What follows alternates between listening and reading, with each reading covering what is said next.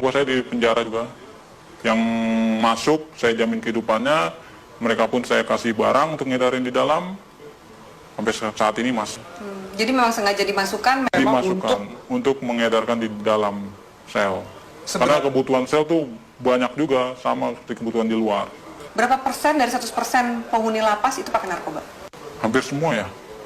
Hampir 75% dan 80% itu pemakai. Berarti sipir tahu dan kalapas tahu dong? Tahu. Itu hal umum. Karena kan kita juga masuk barang itu nggak mudah. Biasanya itu uang tip atau apa segala macam. Selalu diminta. Berapa biasa minta? Sipir berapa, kalapas berapa? Ya nominalnya masih jutaan ya, belum ratusan juta. Masih jutaan. Misalnya jutaan, sipir tuh dapat berapa sih? Sipir sebulan bisa dapat 5 juta, 7 juta. Tergantung kita bawa masuk barangnya berapa banyak. Oh barangnya sekian, ya tinggal di itu aja proses. Kalau kalapas dapat berapa sih? Kalapas dia puluhan juta. Yang paling banyak demand-nya itu di penjara mana? Cipinang. Lebih banyak dia bandarnya. Salah satunya banyak kan anak buah saya selama ini yang ketangkep di mana, mereka di dalam ya saya tanggung semuanya. Dia di dalam, hidup keluarganya di luar, saya tanggung semua. Oke. Sampai dia keluar. Sampai dia keluar. Secanggih apa sih bisa ngatur peredaran narkoba di dalam penjara? Alat-alat mereka canggih dong? Canggih. Mereka alat-alatnya lebih canggih dari pemerintah Indonesia sendiri ya. Masa? Iya. Secanggih apa? Dari mulai telepon, mereka pakai satelit, langsung tembus satelit. Tidak ada lagi lewat operator-operator Indonesia. Mereka semua pakai satelit. Jadi nggak bisa disadap? Nggak bisa disadap. Sangat sulit untuk disadap. Tidak akan ada habisnya Indonesia. Karena Indonesia target terbesar di Asia untuk peredaran. Untuk peredaran.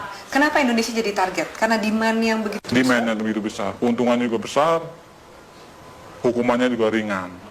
Soal hukuman? Iya. Ringan, berarti nggak mungkin bikin jera. Apa sih yang bikin jera? Aparatnya? Dari mana sih kemudian kalau misalnya mau ngabisin ini gitu? Dari mana sih? Biasanya kalau main di hakim itu buat main hukuman. Peringanan hukuman, segala macam. Anda bayar? Saya bayar. Dalam bentuk uang atau dalam bentuk barang juga Anda kasih? Uang, biasanya uang. Mereka hanya uang. Kadang barang tergantung hakim. Hakim maunya apa ya kita kasih. Banyak klien Anda yang hakim yang make juga? Ada banyak. Ada 10 orang ada. Bagaimana Anda menggunakan uang yang luar biasa banyak ini? Biasanya Anda menghabiskan untuk apa? Biasanya saya habisin buat pesta-pesta aja. Pesta, saya beli barang, segala macam apa, kebutuhan. Kebutuhan dalam arti ya saya lihat orang-orang kaum-kaum yang kurang mampu juga sebenarnya saya kasih. Beramal juga? Beramal. Tapi kan dari duit seperti itu, duit haram, duit panas. Ya, istilah kata buang sial. Kalau di kalangan ini buang sial, harus. Anda nggak takut ketangkep? Enggak. Karena saya percaya, saya di dalam pun saya dijamin.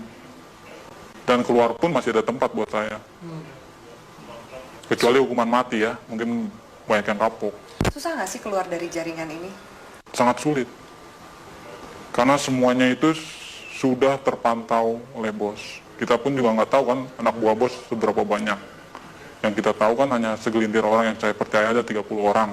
Mungkin dari lain ini ada lagi anak buah bos yang mantau saya juga. Bagaimana posisi saya, peredaran saya, perkembangan saya. Oke, dari Jakarta sendiri selain 5 bos Anda ini, Iya, ada juga jaringan-jaringan yang lain? ada, banyak. Di Jakarta aja ada sekitar 50 jaringan. Yang saya tahu 50 jaringan, mungkin lebih. Itu yang saya tahu. Jaringan ini lebih besar atau sama kuatnya dengan jaringan Anda? Macam-macam. Tergantung dari barang sih biasanya. Kalau barang kita bagus, banyak juga jaringan ngambil di kita juga. Makanya barang itu nggak pernah akan habis.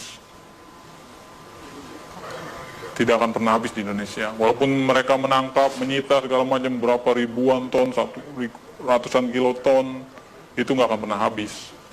Karena itu cuma sedikit, paling seujung jari ya, ujung jarinya dari total barang yang ada di Indonesia. Kalau BNN sendiri, gimana Anda sebagai bandar ngelihat BNN? BNN saya lihat sih Untuk saat ini tergantung orang-orangnya sih, BNN juga.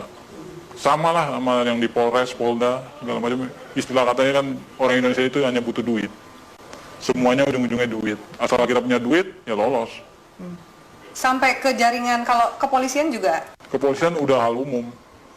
Udah nggak bisa ini lagi. nggak mungkin dibersihin. Nggak mungkin dibersihkan. Karena memang aparatnya pun pemakai. Kenal sama bandar, kenal barang, nyuplai barang juga, begitu. Seterusnya. Bea Cukai gimana? Bea Cukai juga mengawasi kan Iya. seperti ini. Bea Cukai ada permainan juga. Makanya kita di Bea Cukai itu ada sekitar 5 orang kita pegang di sana. Untuk tiap ininya. Apa peran 5 orang di Bea Cukai ini? Meloloskan barang. Meloloskan barang. Jadi ada pengiriman juga. Pengiriman barang, pengeluaran keluar barang, itu semua lewat dari mereka ini, 5 orang ini. Oke. Anda punya berapa rekening? Ada 10 lebih. 10 lebih. Kurang lebih satu rekening isinya berapa sih? Tergantung ya, ada yang 1 miliar, ada yang 800, ada yang 750. Paling kecil ya sekitar 250 juta. Anda nggak takut kelacak oleh PPATK nih? Wah, enggak ya, itu nama rekeningnya udah beda-beda. Ada panggilan untuk berhenti dari dunia hitam ini? Belum ada. Saya masih menikmati sampai sekarang karena keuntungannya lumayan. Bukan lumayan lagi ya, mungkin kalau Mbak sendiri mungkin akan tergiur dengan hasilnya. Yakin kamu? Yakin sekali. Masa? Iya, benar. Belum ada panggilan untuk tobat berarti? Belum. Masih menikmati. Mau sampai kapan? Sampai seterusnya mungkin ya. Sampai tunggu panggilan. Orang tua Anda nggak curiga? Tidak ada yang tahu. Teman-teman kecil pun nggak ada yang tahu. Semuanya saya dan kawan saya yang baik saya kenal saja tahu. Apa enaknya punya uang banyak tapi harus bersikap seperti biasa-biasa dan sembunyi dari semua orang? Itu ya konsekuensi. Karena kalau kita terlalu vulgar pun orang akan mencolok. Ini anak kerjanya apa tapi menghasilkan segala macam, itu malah bakal menimbulkan kecurigaan. Baik dari orang tua, saudara, bahkan lain-lainnya bakalan imbasnya ya penyelidikan dan penangkapan. Apakah jaringan narkoba ini juga masuk ke istana? Istana sebagian ya udah masuk. Lewat mana? Itu organisasi lain. Kita belum bisa sampai masuk ke sana. Mungkin ya organisasi ini lebih kuat dari yang bos saya punya. Itu sudah masuk Ke istana? ke istana. Oke. Transaksinya besar? Tetaplah bersama kami di Metro Malam pemirsa, karena setelah jeda pariwara berikut, Metro Malam masih akan kembali dengan sejumlah informasi.